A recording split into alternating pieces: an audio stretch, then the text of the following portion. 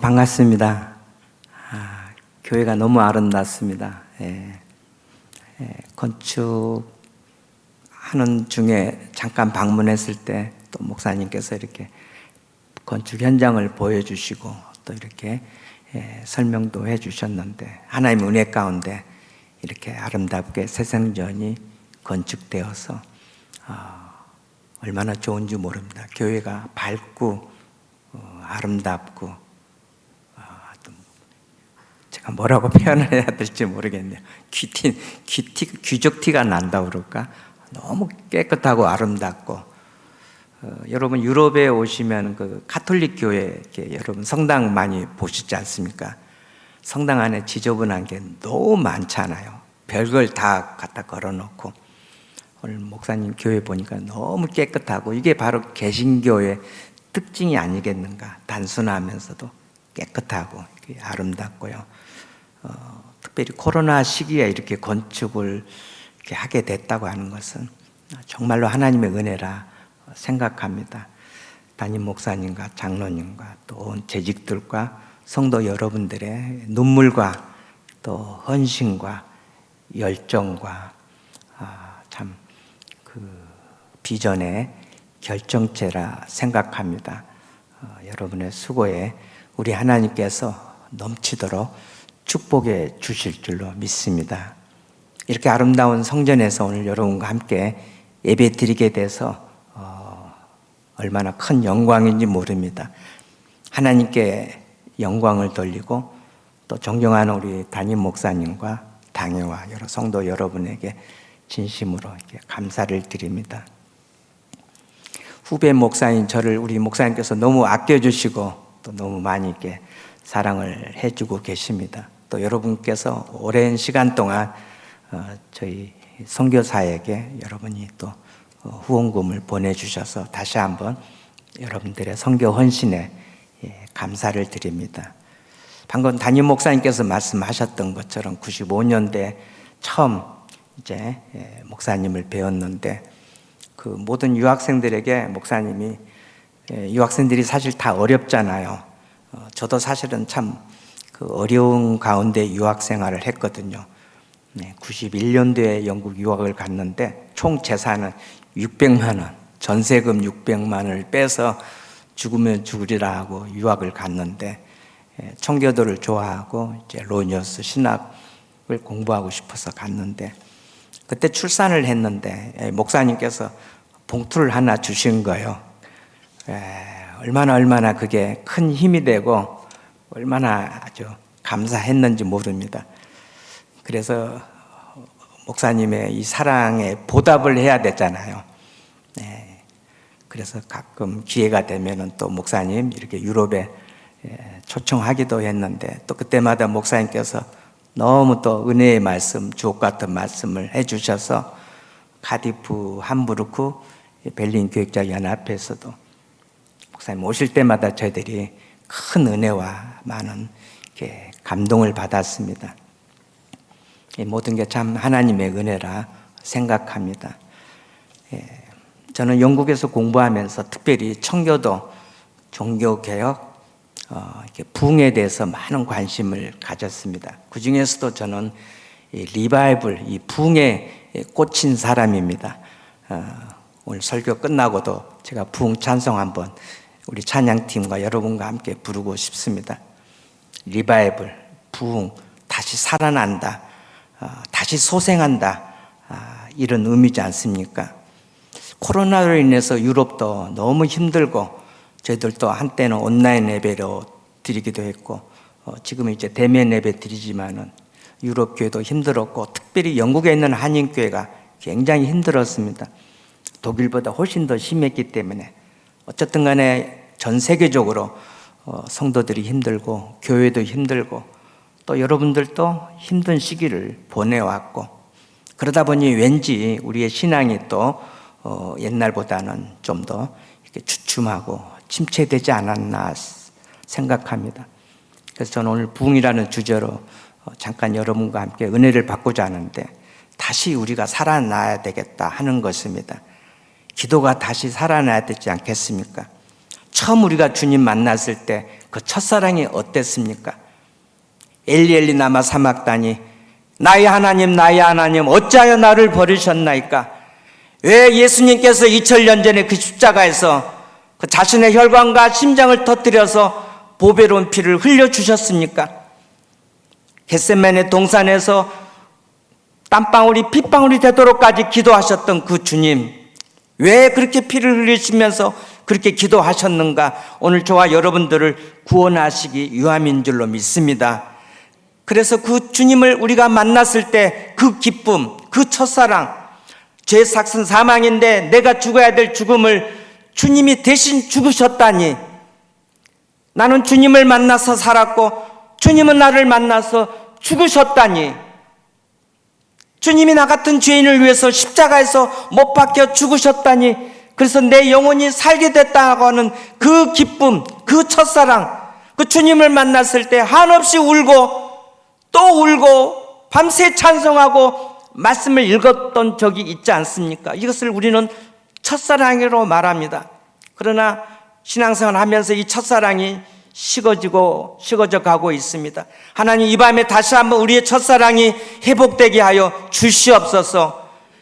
그 옛날 그렇게 우리가 눈물로 기도했던 그 기도가 지금 점점 식어져 가고 있는데, 하나님, 기도가 다시 살아나게 하여 주옵소서.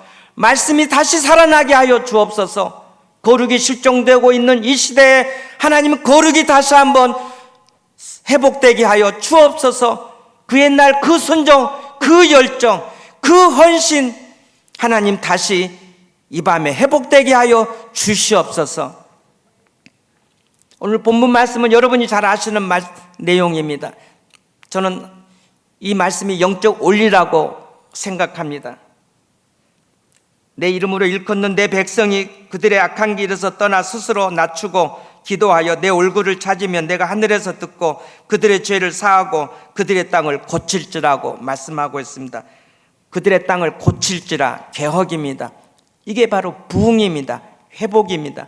하나님의 은혜요 축복입니다. 이 짧은 구절에서 부흥의 원리는 네 가지를 우리들에게 말씀하고 있습니다. 첫 번째는 우리가 하나님의 은혜를 받으려면, 오늘 밤에 여러분이 나오셔서 간절하게 기도하시는데 그 기도가 응답되기를 원한다면, 다시 한번 하나님의 은혜와 능력과 권능을 받기를 원한다면, 하나님의 축복을 받기를 원한다면, 다시 한번 새성전에서 하나님 다시 한번 새성전에 이 놀라운 붕의 불길이 타오르게 하여 주옵소서. 그리하여 마지막 시대 세계 선교의 사명을 잘 감당케 하여 주시옵소서. 하나님께 새성전을 주시는 것은 이 마지막 시대에 온 열방에 복음을 전하기 위함인 줄로 믿습니다. 세계 선교하기 위해서 주님께서 이렇게 아름다운 성전을 주셨다고 믿습니다. 그렇게 우리가 이제 은혜를 받고 세계 선교하기 위해서는 어떻게 해야 되는가? 우리 안에서 먼저 리바이벌, 부흥이 일어나야 되지 않겠습니까? 부흥은 하나님의 절대 주권입니다. 조직으로 되지 않습니다. 하나님께서 하나님의 주권과 하나님의 뜻에 따라서 이 부흥을 그 도시에, 그 교회에 부어주시는 것입니다. 우리가 부흥을 만들어낼 수가 없습니다. 조직으로 부흥이 되는 건 아닙니다. 그러나 저와 여러분들이 부흥을 위해서, 하나님의 은혜를 받기 위해서 해야 할 일은 있습니다. 첫 번째로 악한 길을 떠나는 것입니다. 죄악의 길에 있는 순간 우리는 하나님의 은혜를 받을 수가 없습니다. 왜 기도 응답이 되지 않는가? 내가 아직도 죄악의 길에 있기 때문에 그렇습니다. 은밀한 죄에 빠져 있기 때문에 그렇습니다. 악한 말을 계속하고 있고 악한 길을 계속해서 내가 건너난 하나님께서 우리들에게 부어주시는 은혜를 우리는 경험하지 못할 것입니다. 오늘 밤에 뜨겁게 찬양했습니다. 얼마나 뜨겁게 우리 찬양팀과 함께 온 성도들이 하나님께 두 손 들고 뜨겁게 찬양했는지 모릅니다. 하지만 두 손 들고 찬양하는 이 손이 깨끗해야 되고, 찬양하는 우리의 입술이 깨끗해야 되고, 우리의 삶이 거룩해야 되고, 악한 길에서 떠날 때 다시 한번 하나님께서는 하늘문을 우리들에게 열어주시고 큰 부흥을 허락해 주실 줄로 믿습니다. 두 번째는 스스로 우리 자신을 낮추는 것입니다. 겸손입니다. 물이 낮은 곳으로 흐르는 것처럼 하나님께서는 교만한 자를 멸하시고 겸손한 자에게 은혜를 주십니다. 겸손한 자가 부흥의 주역인 줄로 믿습니다. 그리고 세 번째는 기도하는 것입니다. 간절하게 기도하는 것입니다. 기도가 간절하게 잘 되지 않는데요, 삶이 간절하지 않으니까 기도가 간절하지 않습니다. 여러분, 삶이 간절하면 기도가 간절합니다. 여러분, 기도가 간절하잖아요. 그러면 삶이 간절합니다. 하나님 앞에 간절히 기도할 때 하나님께서 하늘문을 여시고 저희들에게 은혜를 베풀어 주실 줄로 믿습니다. 내 입을 넓게 열라 내가 채우리라, 이 약속의 말씀을 붙들고 이 밤에도 하나님 앞에 간절하게 기도하는 밤이 되시기를 바랍니다. 부흥을 연구해 보니까 언제 부흥이 일어났는가? 기도할 때 부흥이 일어납니다. 기도하지 않으면 교회에 부흥이 일어나지 않습니다. 눈물로 하나님 앞에 기도할 때 하나님께서는 하늘문을 여시고 그 교회에 놀라운 부흥을 허락해 주신다는 사실입니다. 교회가 왜 쇠퇴하는가? 기도하지 않기 때문에. 교회가 왜 부흥하는가? 기도하기 때문입니다. 마지막에 네 번째 올립니다. 하나님의 얼굴을 찾는 것입니다. 하나님을 갈망하는 것입니다. 하나님을 찾는 것입니다. 여러분, 이 밤에 다시 한번 내가 주인 삼았던 거 다 내려놓고 하나님의 얼굴을 구하는 그런 귀한 밤이 되시기를 바랍니다. 우리 인생에서 가장 소중한 것은 하나님 한 분입니다. 건강도 중요합니다. 물질도 중요합니다. 가정도 중요합니다. 민족도 중요합니다. 직장도 중요합니다. 학업도 중요합니다. 그 무엇보다도 가장 중요한 것은, 우리 인생에 있어서 가장 중요한 것은 하나님 한 분인 줄로 믿습니다. 하나님과 나와의 올바른 관계가 회복돼야 되는 것입니다. 목마른 사슴이 시냇 물을 갈급하듯이 하나님을 갈망할 때 부흥이 일어나는 것입니다. 사모하는 자에게 하나님이 은혜를 주시는 줄로 믿습니다. 악한 길을 떠나고 겸손하고 기도하고 하나님의 얼굴을 구할 때 하나님께서 우리들에게 놀라운 은혜를 부어주신다는 말씀입니다. 오늘 본문의 말씀은 솔로몬이 성전을 건축하고 봉헌한 후에 하나님께서 솔로몬에게 다시 두 번째 나타나셔서 주신 약속의 말씀입니다. 13절 말씀 한번 보겠습니다. 우리 13절 말씀 같이 한번 읽겠습니다. 혹 내가 하늘을 닫고 비를 내리지 아니하거나 혹 메뚜기들에게 토산을 먹게 하거나 혹 전염병이 내 백성 가운데 유행하게 할 때, 솔로몬이 성전 봉헌한 후에 하나님께서 영광을 받으시고 솔로몬에게 두 번째 나타나셔서 이렇게 말씀하셨습니다. 내가 하늘을 닫고 비를 내리지 아니할 때, 가뭄이 일어날 때, 메뚜기들이 토산을 다 먹었을 때, 전염병으로 백성들이 고통을 당할 때, 여러분들이 인생을 살면서 크고 작은 어려움을 만날 때, 때로는 해석이 되지 않는 고난이 우리 인생에 찾아올 때, 이스라엘 백성들에게 그렇게 아름답게 지었던 그 성전에, 아름다운 성전에 모여서 너희들이 기도하면은 내가 그 기도를 들어주시겠다고 하나님께서 솔로몬에게 약속의 말씀을 주셨습니다. 이것은 놀라운 축복의 말씀이 되지 않을 수가 없는 것입니다. 엄청난 은혜의 말씀인 것입니다. 우리도 마찬가지입니다. 어려움을 겪었을 때, 전염병이 계속 돌 때, 사업도 힘들고 여러 가지 질병으로 고통을 당할 때 하나님께서 주시는 이 아름다운 성전에 모여서 악한 길을 떠나고 겸손하고 기도하고 하나님의 얼굴을 구할 때 하나님께서는 우리의 기도를 들어주시고 우리의 모든 문제를 해결해 주시고 고쳐주시고 낫게 해주신다고 약속하셨습니다. 그 약속의 말씀을 붙들고 이 성전에 모여서 하나님 앞에 기도하시기를 바랍니다.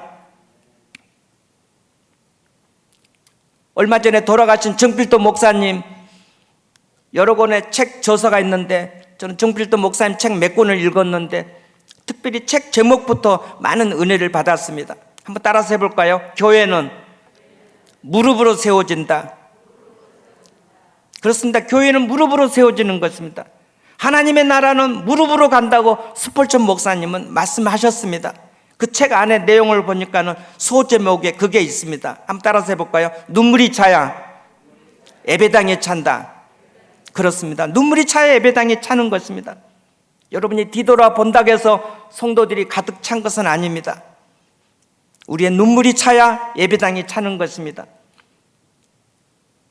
저는 이번에 한국에 와서 이제 독일 통일에 대해서 사랑의 교회 복음 통일 아카데미에서 독일 통일에 대해서 강의했고, 고대 이장로 교수님께서 한국 리더십 학교 토요일에 이제 와서 독일 통일에 대해서 강의해 달라고 해서 이제 2번 이제 이번에 강의를 했습니다. 그리고 뭐 조창기도 여러 설교회 때도 이제 통일에 대해서 주빌리 통일 기도에서도 독일 통일에 대해서도 제가 이번에 많이 설교를 했습니다. 독일 통일은 전적으로 하나님의 은혜였습니다. 여러분도 아시다시피 독일은 지은 죄가 많습니다. 1차, 2차 대전의 패전국이고 전범국이고 유태인을 600만 이상 학살했던 그런 나라가 독일입니다. 통일을 선물로 받을 수가 없습니다. 그런데 하나님의 은혜 가운데 이제 독일은 통일을 이루었습니다. 1989년 11월 9일 날 장벽이 무너졌고 1990년 10월 3일에 독일은 통일을 이루었습니다. 저는 이 독일 통일을 이렇게 쭉 공부하면서 크게 감동받은 게 있습니다. 이 구동독 라이프치히가 있는데 우리로 말하면 북한 지역이죠. 구동독 라이프치히 이 도시에 성 니콜라이 교회가 있습니다. 그 니콜라이 교회 월요일마다 5시에 동독 젊은 청년들이 모여서 평화 기도회를 시작했습니다. 적은 수입니다.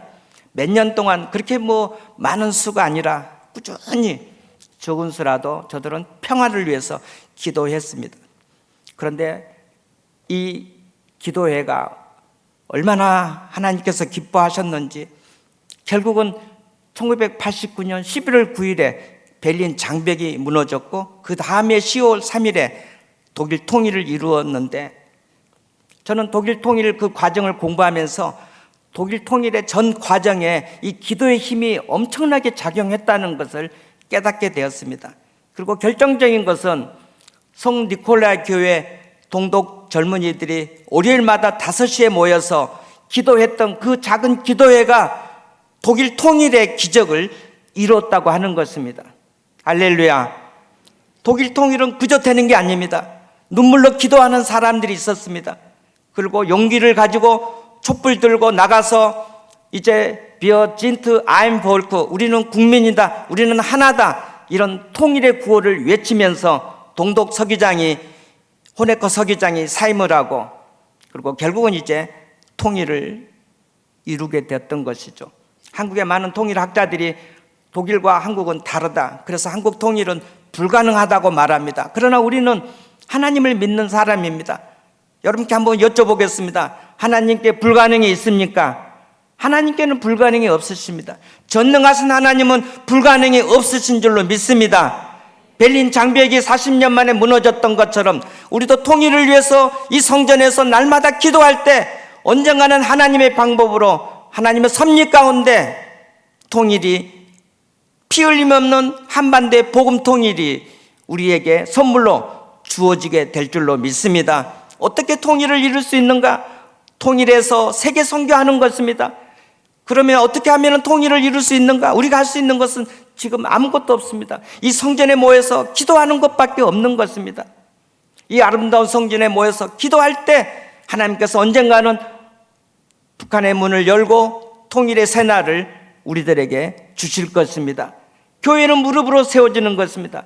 눈물이 차야 예배당이 차는 것입니다. 눈물이 차야 통일도 이루어지지 않겠습니까? 이곳에서 여러분들이 눈물로 하나님 앞에 기도할 때 다시 한번 하나님께서는 하늘문을 여시고 우리들에게 놀라운 부흥을 허락해 주실 줄로 믿습니다. 저는 신학교 가기 전에 이제 몸이 이상해서 한번 병원에 가서 진단을 했는데 폐결핵 진단을 받은 적이 있습니다. 대학 졸업하고 직장생활 하다가 폐결핵을 앓게 되었는데, 이제 새벽마다 이렇게 담임 목사님 새벽 예배 끝나고 각자 개인 기도하는데, 그때 뭐 하나님께 저도 간절히 기도했습니다. 하나님, 폐결에 고쳐주시면은 제가 이제 신학교 가겠습니다. 그 전에 제가 오살리 금식기도원에서 이제 기도하면서 십자가 사건을 깨달았습니다. 그때도 회개 기도하는데 하나님께서 저에게 십자가 사건을 가르쳐 주셨습니다. 기도하는데 얼마나 하나님께서 저에게 십자가의 은혜를 주셨는지, 십자가 사건이 제 가슴 깊숙하게 파고드는 것을 체험했습니다. 그전에는 이론으로만 알았던 십자가, 그런데 그 십자가 사건이 바로 나의 사건이 됐고, 이 십자가 사건 때문에 주님이 나 때문에 죽으셨고 내가 주님 때문에 살게 됐다는 것을 생생하게 깨닫고 난 후에 저는 이제 신학교를 가려고 이제 소원을 했습니다. 그런데 아버지가 강력하게 반대하시고 그러던 가운데 이제 폐결핵에 걸렸는데, 그래서 하나님 앞에 새벽마다 기도했습니다. 하나님, 폐결핵 고쳐주시면은 이제 신학교 가겠습니다. 내 인생을 송두리째 변화시켜버렸던 그 예수 그리스도를 제가 전하면서 평생 살겠습니다. 저희 집은 안 믿는 집입니다.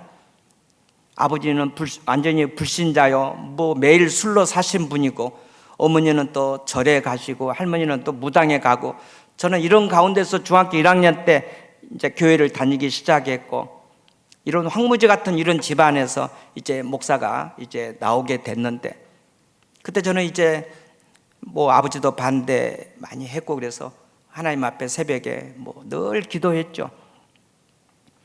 지금 목사 됐지만 그때만큼 지금 기도를 많이 못한 것 같아요. 바빠서 왔다 갔다 하느라고. 그때 청년 때 30살 때 31살 때 그때 그렇게 기도를 많이 했던 것 같아요. 뭐 보통 뭐 1시간 2시간, 많이 하면 또 3시간씩 두 손 들고 밤새 새벽마다 이렇게 두 손 들고 몇 시간씩을 기도했는데, 예수 나를 오라 하네, 예수 나를 오라 하네. 옛날 그 찬송가 360장인가 이 찬송을 부르는데 주님이 계속 저더러 오라는 거예요. 오라는 거예요. 저는 뭐 안 믿는 집안에서 목사가 되면은 하나님께 영광이 안 될 거다 생각하면서, 저는 고등학교 때부터 장로가 되는 게 꿈이었습니다. 성격도 내성적이고, 그래서 담임 목사님 잘 모시고 성도들 잘 모시고 저는 중간 역할하는 그런 그 체질인데, 하나님이 저를 쓰시겠다고 오라는 거예요. 저는 아니라고 그러고, 그러면서 그 찬송을 부르는데 주님이 저를 정말로 부르신 것 같아요. 너무 악하니까 내가 너라도 써야 되겠다, 이런 마음을 하나님이 주셨고, 그래서 뭐 새벽마다 아주 두 손 들면서 이 찬송을 부르면서 눈물을 흘리면서 2-3시간씩은 1년을 기도했더니 아버지가 저를 불러서 내가 너 가는 길을 막을 수가 없다, 그 등록금 주시고 신학교 가라고 허락하시고, 그리고 1년 후에 이제 다시 한번 엑스레이 찍어보니까는 폐결이 깨끗하게 나았고, 이제 그 다음에 이제 신학교 86년도 신학교 가고 87년도에 이제 결혼하게 됐고, 애 셋 낳고 지금 건강하게 잘 살고 있습니다. 기도의 힘이라 생각합니다. 이 기도했더니 하나님께서 은혜를 주시더라고요. 또 길을 열어주시고, 저는 폐결에 걸리기 전에는 아버지가 무서웠습니다. 저희 아버지가 굉장히 무섭거든요.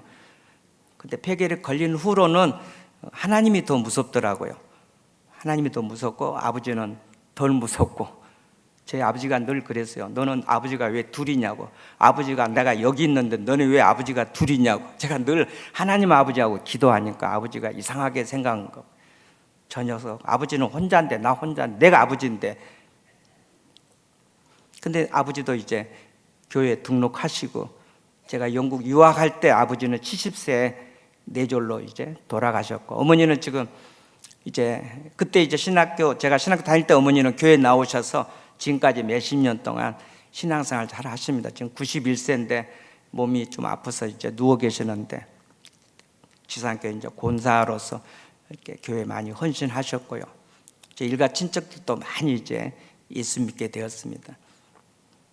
주 예수를 믿으라. 그리하면 너와 내 집이 구원을 얻으리라. 아멘. 여러분, 어떠한 문제든지 불가능은 없습니다. 하나님이 못하실 일은 하나도 없는 것입니다. 독일 통일 보세요. 독일은 절대로 통일을 선물로 받을 수 없는 민족입니다. 독일 통일은 기적입니다. 하나님의 은혜입니다. 그리고 기도의 힘인 것입니다. 기도하니까 하나님께서 은혜를 주시더라는 것입니다. 여러분, 힘들고 어려운 문제가 있습니까? 하나님께서 이렇게 아름다운 성전을 주셨지 않습니까? 이 아름다운 성전에 모여서 하나님 앞에 눈물로 여러분이 기도할 때 하나님께서 저희들에게 다시 한번 큰 부흥을 허락해 주실 줄로 믿습니다. 기도할 때 놀라운 역사가 나타나지 않습니까? 너는 내게 부르짖으라 내가 내게 응답하겠고 내가 알지 못하는 크고 비밀한 일을 내게 보여주신다고 주님이 약속하셨던 것입니다. 악한 길을 떠나고 겸손하고 그리고 하나님 앞에 기도하고 그리고 하나님의 얼굴을 구할 때, 하나님을 갈망할 때, 하나님을 찾을 때 하늘에서 듣고 우리의 죄를 사하시고 이 땅을 고쳐주신다고 말씀하셨습니다. 온 세계에 놀라운 붕의 불길을 허락해 주신다고 말씀하셨습니다. 우리가 할 일은, 저와 여러분들이 해야 할 일은 이렇게 아름다운 성전에 모여서 기도하는 것입니다. 눈물로 기도하는 것입니다. 기도할 때 놀라운 역사가 나타나게 될 줄로 믿습니다. 하나님께서 은혜 주실 줄로 믿습니다. 붕이 다시 한번 일어나기를 바랍니다. 기도가 다시 살아나기를 바랍니다. 말씀이 다시 살아나기를 바랍니다. 유럽 교회가 한때는 엄청나게 부흥했지 않습니까? 종교개혁으로 인해서 부흥했고 17세기 영국의 청교도들, 스코틀랜드 언약도들에 의해서 교회가 부흥했습니다. 그리고 18세기 영국의 요한 웨슬리, 조지 필드를 통해서 엄청나게 부흥이 일어났습니다. 19세기 1904년, 1905년에 남웨일즈의 이반 로버츠를 통해서 엄청난 부흥이 일어났습니다. 그리고 또 북웨일즈의 크리스마스 에반스, 존 일라이저, 토마스 찰스 이런 목회자를 통해서 엄청나게 부흥이 일어났습니다. 독일은 17세기, 18세기에 경건주의의 부흥이 일어났습니다. 그런데 여러분도 많이 들으셨고 또 유럽을 여행하시면서 직접 보셨던 것처럼 그렇습니다. 유럽은 지금 쇠퇴하고 있습니다. 19세기의 유럽에 몰려 닥친 그런 사조가 있지 않습니까? 이성주의, 계몽주의, 현대주의. 1989년 찰스 자인의 진화론이 나오면서 인본주의의 정점을 찍습니다. 이게 16세기 종교교육 시대, 17세기 청교도 시대, 그때 부흥이 일어났을 때 보면은 하나님 중심적이었습니다. 말씀에 권위가 있었습니다. 성경의 영감성을 분명하게 붙잡고 있었습니다. 근데 점점 이제 하나님 중심에서 이성주의로 변화되는 것입니다. 이성주의로 변화되면서 하이어 크리티시즘, 성경 고등 비평이 일어나지 않습니까? 하나님의 말씀을 이제는 이것을 100% 하나님의 영감의 말씀으로 믿지 않고 이것을 이성으로 보면서 어떤 것은 믿고 어떤 것은 믿지 않는다는 것입니다. 그러니 성령이 역사하지 않기 때문에 교회가 바로 곤두박질 치는 것입니다. 하나님의 말씀을 굳게 믿어야 되는 것입니다. 여러분 66권 이 말씀이 하나님의 말씀을 전적으로 믿습니까? 이게 성경의 무호성입니다. 이게 성경의 영감성입니다. 이것을 붙잡고 신앙생활 할 때 하나님께서 은혜를 주시고 그리고 놀라운 부흥을 허락해 주신 것입니다. 이성주의가 발달하니까 하나님 중심주의에서 이성 중심으로 바뀌니까 성경의 권위가 땅에 떨어지는 것이죠. 그리스도의 권위가 땅에 떨어지고 십자가의 권위가 땅에 떨어지고 당연히 교회는 바로 쇠퇴하게 되는 것입니다. 오늘 유럽교회가 쇠퇴한 이유는 바로 이성주의입니다. 철학 중심입니다. 과학 중심입니다. 이성 중심인 것입니다. 더 나아가서 요즘은 동성애가 얼마나 유럽을 가득 채우고 있는지 모릅니다. 저희 베를린 비전교회가 지금 빌려 쓰고 있는 교회는 루터 교회입니다. 이전 목사님이 은퇴하시고 새로운 목사님이 부임하셨습니다. 여자 목사님입니다. 근데 레즈비언입니다. 동성애 목사 부부입니다. 이게 오늘 독일의 실정입니다. 독일은 전 세계에서 23번째로 동성혼이 통과된 나라입니다. 2017년 마틴 루터 종교교회 500주년 때 루터 종교교회 500주년하고는 아무 상관없습니다. 영국 독일 의회에서 동성혼이 통과됐습니다. 전 세계에서 첫 번째로 네덜란드가 동성혼이 통과됐고 전 세계에서 23번째로 독일이 동성혼이 통과됐습니다. 서유럽, 남유럽, 북유럽 거의 다 동성혼이 다 통과됐습니다. 동유럽, 체코, 헝가리 몇몇 국가만 동성혼이 통과됐고, 그래도 몇몇 이제 여러 국가들은 아직 동성혼이 통과되지 않았습니다. 예를 들면 폴란드 카톨릭 국가잖아요. 여기 아직 동성애 아직 통과가 되지 않았습니다. 서유럽, 남유럽, 북유럽은 다 동성혼이 통과됐습니다. 얼마나 심각한지 모릅니다. 유학생들 얘기를 들어보면 교수들이 거의 다 동성애자입니다. 제가 살고 있는 베를린 너무 아름다운 곳입니다. 그러나 어두운 면도 있습니다. 세계 게이들의 메카입니다. 베를린이 유명한 게 클럽입니다. 게이 클럽도 있고요, 동성애 클럽도 있고, 얼마나 이게 심한지 모릅니다. 베를린뿐이겠습니까? 파리, 런던 다 그렇죠. 대도시는 자유주의 신학으로 유럽이 무너졌지만 동성애로 가정과 교회들이 다 무너졌던 것이죠. 우리나라 차별금지법이 또 국회에 상정돼서 지금 난리를 치고 있습니다. 반드시 막아야 될 이유가 여기에 있는 것입니다. 차별금지법이 통과되면 저는 이렇게 강단에서 동성애가 잘못됐다라고 설교도 못합니다. 설교 끝나자마자 바로 체포되기 때문에 아무 말도 할 수도 없는 것입니다. 차별금지법 반드시 여기는 막아야 됩니다. 그 안에 다 동성애가 다 들어있는 것입니다.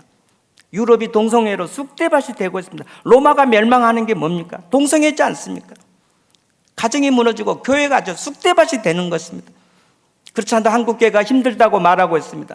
주일학교도 중고등부도 청년부 대학부도, 저 대학 다닐 때 대학교 캠퍼스 복음화율이 20%, 25%였습니다. 70년대 후반, 80년대 초입니다. 지금 대학교 복음화율이 3%, 4%가 안 된다고 말합니다. 심각합니다. 기도해야 되는 것입니다. 하나님, 다시 한번 유럽교회가 부흥하게 하여 주옵소서. 한국교회 다시 한번 부흥을 허락하여 주시옵소서. 1907년 평양에 부흥이 일어났던 것처럼 하나님 다시 한번 평양에 부흥을 주시고, 북한에 부흥을 주시고, 한국교회 부흥을 주시고, 온 세계교회 부흥을 허락하여 주시옵소서. 부흥의 불꽃이 타올라서 마지막 시대 우리들에게 맡겨주신 세계 선교의 사명을 잘 감당케 하여 주시옵소서. 독일 목사님하고 식사하면서 대화하는데, 오늘 독일교회가 무너진 이유는 모이지 않기 때문에, 두 번째로는 1세대가 다음 세대에 복음 전하는 일에 실패했기 때문에 오늘 독일교회가 무너졌다는 말씀을 듣고, 아내와 제가 듣고 충격을 받아서 베를린에서 지금 저는 유학생 선교 사역을 하고 있습니다. 다음 세대 사역을 하고 있습니다. 하나님께서 이렇게 아름다운 성전을 주시는 것은 다음 세대를 잘 양육하기 위해서, 이 교회에서 에스더가 나오고 다니엘이 나오고 모세가 나오고 다윗이 나오는 다음 세대의 센터로 크게 쓰임받는 교회가 되시기를 바랍니다. 우리 한번 다 일어나서서 부흥 찬송 한번 부르고 기도하겠습니다. 우리 찬양팀 나오셔서 한번 부흥 한번 부르시겠습니다. 오늘 우리들에게 필요한 것은 부흥입니다. 내 영혼이 다시 살아나는 것입니다. 기도가 다시 살아나는 것입니다. 말씀이 다시 살아나는 것입니다. 첫사랑이 다시 회복되는 것입니다. 하나님과 나와의 관계가 회복되는 것이 부흥입니다. 거룩이 다시 회복되는 것이 부흥입니다. 하나님, 저희들에게 부흥을 허락하여 주시옵소서. 이 땅의 황무함을 보소서.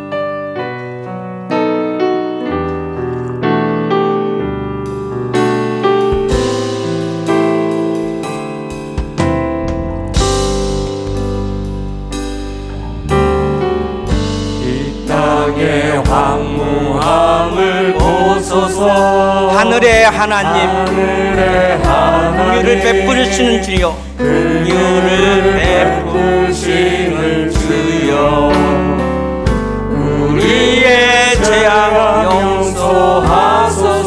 이 땅 고쳐 주소서. 이 땅 고쳐 주소서. 이제 우리 모두 하나 되어, 우리 모두 하나 되어 이 땅에 무너진 기초를 다시 쌓을 때 우리의 우상들을 태우실 성령의 불 임하소서. 성령의 불 임하소서. 부흥의 불길 타오르게 하소서. 진리의 말씀이 땅 새롭게 하소서. 진리의 말씀이 땅 새롭게 하소서.